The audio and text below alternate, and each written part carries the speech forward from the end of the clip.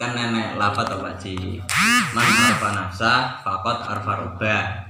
Sapa ngerti awake dhewe bakal ngerti pangerane. Jadi maksudnya pengertian iki piye Pak Ji? Kesimpulan pengertian mungkin berbeda-beda, tapi hadis tersebut ada lanjutannya. Man arafa nafsah faqad arafa rabbah, wa man arafa rabbah faqad jahula nafsah. Barang siapa mengenal dirinya sendiri, maka sungguh dia telah mengenal Tuhannya. Dan barang siapa mengenal Tuhannya, faqad jahula nafsah, maka sungguh dia akan bodoh terhadap dirinya sendiri. Jadi ini istilah ketika seseorang mengenal dirinya sendiri itu sebagaimana orang mengenal arti bawah. Orang yang sudah mendalami bawah, dia akan tahu bahwa ada atas. Begitu orang yang mengenal kanan, dia tahu bahwa ada kiri.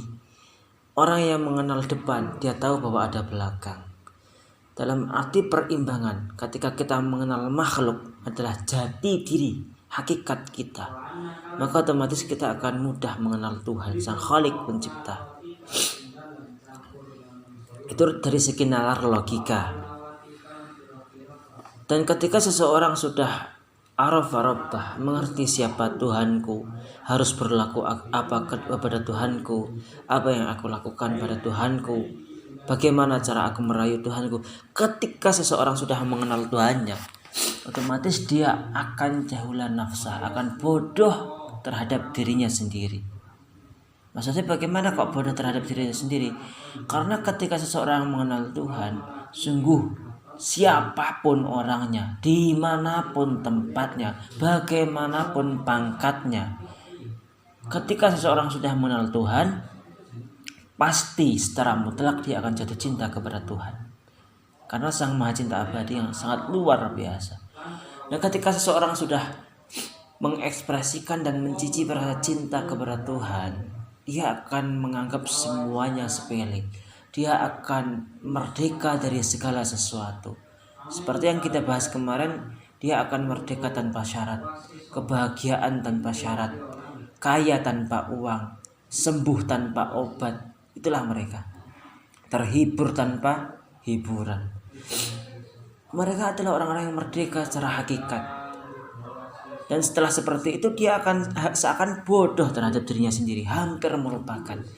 Sehingga pada era tersebut ada riwayat ketika zaman Nabi Isa al-Masih, kalau di situ beliau didatangi oleh seseorang memohon, wahai Nabi Allah, doakanlah aku supaya aku bisa mencicipi rasanya cinta kepada Allah, mahabbah kepada Allah. Karena sebagai orang awam aku penasaran bagaimana rasa cinta kepada Allah. Nabi Isa menolak untuk mendoakannya. Tapi orang tersebut menghayal, tetap merayu Nabi Isa. Walaupun seberat biji zarrah, aku minta agar engkau mendoakanku supaya aku mencicipi rasanya cinta kepada Allah. Walaupun seberat biji zarrah. Zarrah itu bisa diartikan partikel terkecil dari suatu benda, atau atom lah, atom. Partikel terkecil, susunan terkecil dari suatu perkara, itu atom. Walaupun seberat biji zarrah, aku ingin mencicipi rasa cinta kepada Tuhan. Akhirnya karena sangat iba sekali, Nabi Isa mendoakan tersebut, tapi hanya sebesar biji zarrah. Jadi Nabi Isa, ya Allah, berikanlah rasa mencicipi kenikmatan cinta kepadamu pada hamba ini seberat biji zarrah itu saja. Beberapa hari ke depan, setelah Nabi Isa mendoakan orang tersebut, Nabi Isa ingin melihat kabar orang yang beliau doakan. Beliau turun dan mencari orang yang asal muasalnya di tempat itu. Dicari gak ditemukannya. Biasanya orang tersebut ada di tempat seperti itu, tapi dia tidak ada. Nabi Isa mencari ke sana kemari sehingga tidak ditemukan. Nabi Isa bertanya kepada orang lingkungan tersebut, maaf, apakah Anda tahu Fulan bin Fulan? Fulan bin Fulan siapa Nabi Allah? Yang cirinya seperti ini, seperti ini, seperti ini. Loh, itu orang gila Nabi Allah, orang gila. Terus Nabi Isa kaget, wah benarkah itu Nabi orang gila?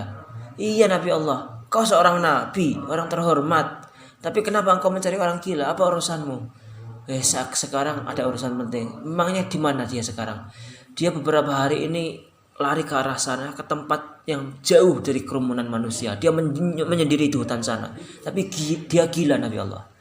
Udah, Nabi Isa akhirnya di situ menyusul orang tersebut, mencari orang tersebut. Ternyata benar, orang yang dianggap gila adalah orang yang telah beliau doakan. Bahkan Nabi Isa mengucapkan salam, dia seakan tuli dan buta akan segala arah. Dia tidak mengenal siapapun. Nabi Isa pun dia sudah tidak mengenal. Terus Nabi Isa bertanya, ya Allah, kenapa seperti ini?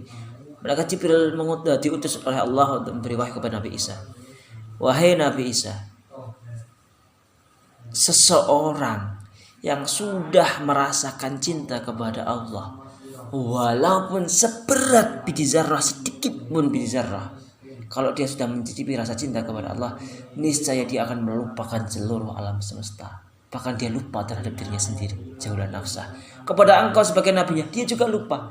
Yang dia ingat hanyalah Allah, Allah, Allah, dan Allah. Dia sendiri lupa, dia itu siapa, aku itu siapa. Dia sudah gila. Karena seberat biji zarrah, dia merasakan cinta kepada Allah. Seberat biji zarrah sampai membuat orang itu lupa, jahil, bodoh, bahkan dianggap gila. Lantas bagaimana makom kita sekarang ini? Kita sering mengkeluarkan aku cinta Allah, aku cinta Rasulnya. Apa yang pernah kita perbuat untuk Allah? Apa perasaan kita terhadap Allah? Orang tersebut hanya seperti biji zarrah, dengan debu, dengan kerikil, masih lebih kecil zarrah. Mencicipi rasa cinta kepada Allah sampai gila, hilang kewarasan. Lah lantas kita kok berani-berani mengatakan aku cinta Allah, aku cinta Rasulnya. Tapi kita tidak seperti, kita masih mencintai dunia. Kita masih mendambakan tahta, pangkat, harta, wanita, kehormatan. Itu duniawi semuanya. Tapi kenapa kita masih menginginkan seperti itu? Cinta macam apa ini? Pertanyakan kepada diri kita sendiri. Itu luar biasa. Tapi kenapa para nabi tidak sampai gila? Padahal para nabi itu sudah divonis, pasti beliau para nabi itu pasti rasa cinta mahabbah kepada Allah luar biasa. Karena Tuhan memberi keseimbangan dalam spiritual hati beliau para nabi, para wali. Sehingga para nabi dikatakan jadzab atau majdub. Rasa cintanya tertarik kepada Allah, jatuh cintanya luar biasa. Tapi diberi keseimbangan karena mengemban amanah untuk mensyariatkan ajaran Allah terhadap manusia awam. Sehingga beliau para nabi diberi mentalitas yang lebih istimewa di antara para orang-orang awam seperti kita. Mungkin kalau perjalanan hati, perjalanan spiritual yang dialami oleh para nabi, dialami oleh kita orang-orang awam seperti ini, tak tahu, tak antah berantah kita. Apakah kita masih bisa berkumpul dengan keluarga, teman, bahkan mungkin kita akan lupa dengan diri kita sendiri. Wallah alam seperti itu.